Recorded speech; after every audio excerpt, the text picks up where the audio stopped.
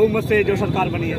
मैं सिर्फ यही कहूँगा कि भारत माता की जय। हम सभी भारतीय हैं और भारतीय संस्कृति के जिस धागे में हम पिरोए हुए हैं, पूरे देश ने इस चीज़ को देखा है कि आज कर्नाटक की देवतुल्य जनता ने जिस तरह से आज झूठी और भ्रष्टाचार पार्टी को, जुमलेबाज पार्टी को देश की सत्ता से बाहर किया है।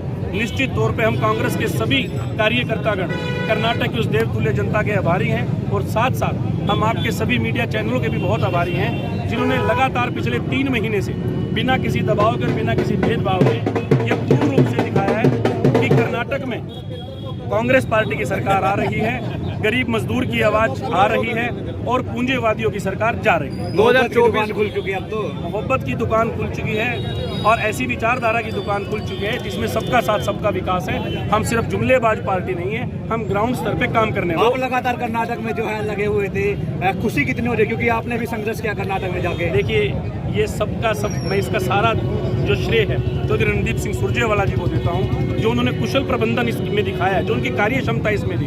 उन्होंने ग्राउंड में इतना काम किया हुआ था कि हम लोगों ने जाके सिर्फ एक वर्कर की तरह हम गए, साधारण कार्यकर्ता की तरह गए हैं, लेकिन लोगों ने जिस हिसाब से वहाँ पे मुद्दे को चुना है, महंगाई और भ्रष्टाचार के खिलाफ वोट की है, उसके लिए हम पूरी कांग्रेस पार्टी को बधाई देते हैं और कर्नाटक की देवतुल्य जनता के हम बहुत आभारी हैं। 2024 के अंदर हरियाणा के अंदर आप किस तरह का रुझान देख रहे हो, क्या आपको मिल रहा है? बीजेपी से 75 पार हुआ नहीं, हम 85 पार जरूर करेंगे। और जो हाथ से हाथ जोड़ो कि आपकी वो चल रही है, अभियान भी चल रहा है, उसके अंदर आपको कैसा रुझान मिल रहा है? लोगों से मिल रहे संपर्क कर रहे हो? हाथ से हाथ जोड़ो अभियान भारत जोड़ो यात्रा का एक सेकंड प्रारूप है।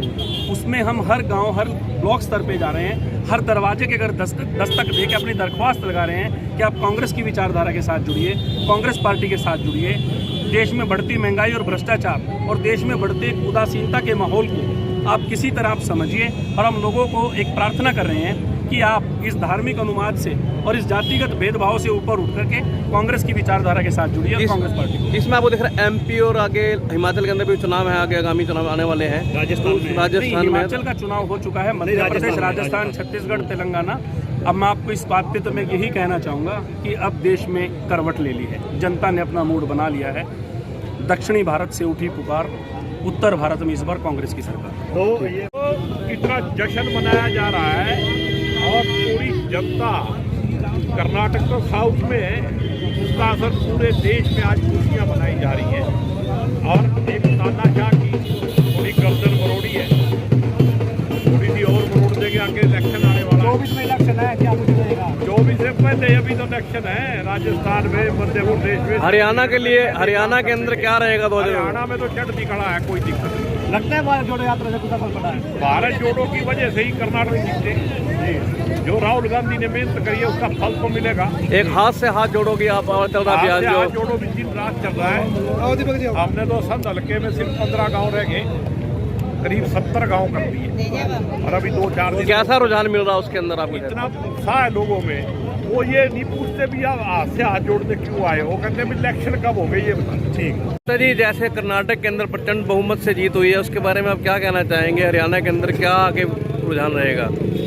देखिए, वहाँ पे कर्नाटक के विधानसभा के चुनाव में कर्नाटक की जनता ने देश के सामने एक उदाहरण प्रस्तुत किया है कि लोकतंत्र की स्थापना दोबारा से कर्नाटक में उन्होंने की है और तानाशाही शक्तियों को देश में हराया है।